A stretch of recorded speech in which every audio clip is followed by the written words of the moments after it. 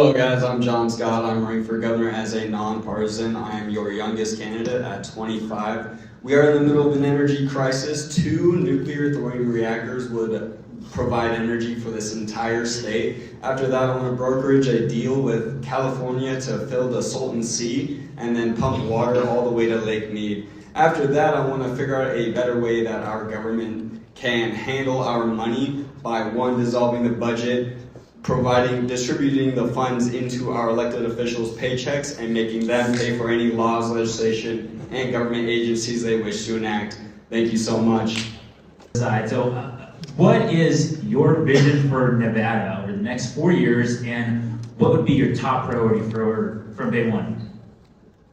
So obviously we need to solve the energy crisis. It only takes 2 thorium nuclear reactors to actually fund our entire state for the energy that we need. After that, I want to brokerage a deal with California to put ocean water in the Salton Sea and then pump it all the way directly to Lake Mead. Do desalinization plants, and with the nuclear power plants, we can fund the energy that those are going to need to actually fill Lake Mead back up.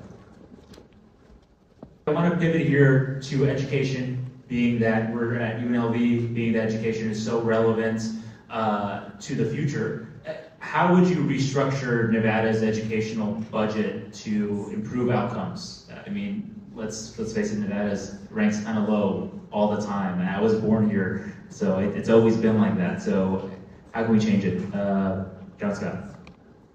So I actually want to reform the entire way we do education. I want to make high school more of a free-form platform for people to actually go into classing and any thing that they really want to learn. We can't actually force people to learn, and how that would look at a college level, I'm not exactly sure, but I feel as though if let's just say, a few students start to show up to an algebra class and then they overfill it, well, now the education system needs to pay for another algebra teacher that opens up another classroom for more people to funnel in. And it'd all be more like a social thing, more so for people to develop as adults and then to be interested in guiding themselves into any education that they actually wish to choose and be a part of. All right, guys, so let's get a little spicy here. Whenever we talk about police funding, things tend to get a little heated. So should Nevada increase police funding overall or shift resources into specialized areas like mental health and prevention? Let's take it around from this way. All right, well, we already have one of the best police departments in the entire United States. What we actually need to do is reform our whole laws on, speeding to anything else like that. We need to actually go after violent offenders, rapists, sexual predators, stuff like that, instead of giving a person going 90 on an interstate a ticket. Other than that, just better laws and legislation for what we actually persecute and how we do it. Obviously, the governor role is a very demanding role. Governor Lombardo couldn't be here, and that's very understandable. However, what would you guys do different, right? Why not the current governor? Why this change? Why would you be that right candidate? Take it from here. So I actually want to, in a way, reform the way we do governance. I want our elected officials to actually pay for all laws, legislations, and government agencies that they wish to enact off their own paychecks. I want to dissolve the budget and have it only be ran on consumption tax. So I want to get rid of property tax, income tax by our federal standards. And then I want it to be a separate account that they can use for personal matters, but it all be on ledgers for the legislations that they put their name behind and the amount of money that they wish to fund those laws and legislations for. And that's why I should be governor, because nobody's out here talking about new ideas. They want to complain about things, argue with the other side. Me, I want to get past that. Now, this would also localize a lot of the policies, since we could have one side be funding laws, legislations that they wish to implement into their constituencies, and the other side doing the same thing. Thank you so much. Kind of to follow up the previous question, in regards to the Epstein files, do you think that we should prosecute the leftist politicians who are in there as well, like Hillary Clinton? Look, I don't want to get violent here, but ball peen hammers do fix dents, and they also create them.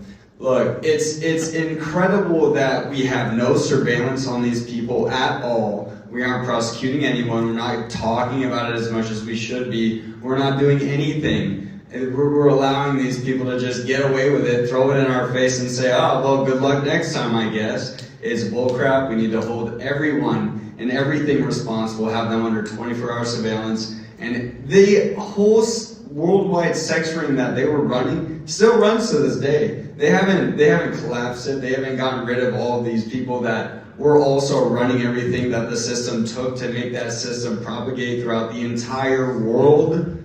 So let's get through this. Let's get done with these people and get them out of our government, get them in prison, and get it over with.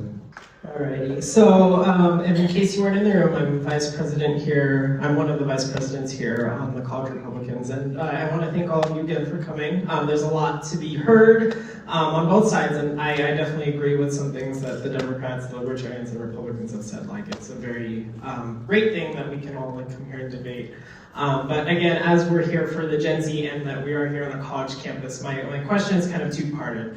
One is, as Gen Z is like the emerging generation and becomes more and more powerful with their voters coming in and being eligible to vote, why should they vote? Because let me tell you what gets these kids out. It's not voting. It's free food and free activities out there on the lawn. Like, they don't care to vote. Like, when I talk to peers and I'm like, are you voting? Are you registered? No. Why?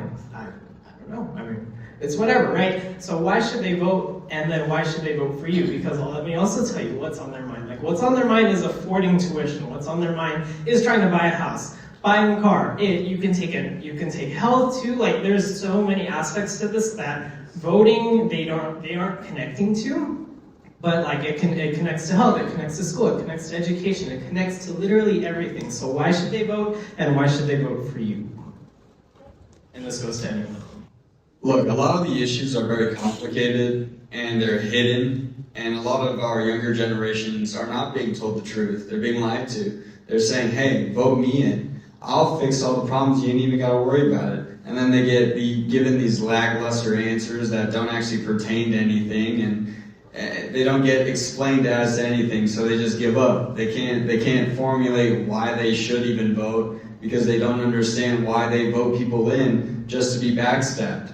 That's why I was disenfranchised with the system. I saw it myself. I was like, this is not going to work. 30, 40 years, we're going to absolutely collapse. So I decided to do it myself. I couldn't take it anymore. I couldn't be lied to anymore. Therefore, I hope to get your vote, and I did it myself. I started voting, I'm running, and I'm doing all of it. John Scott for governor.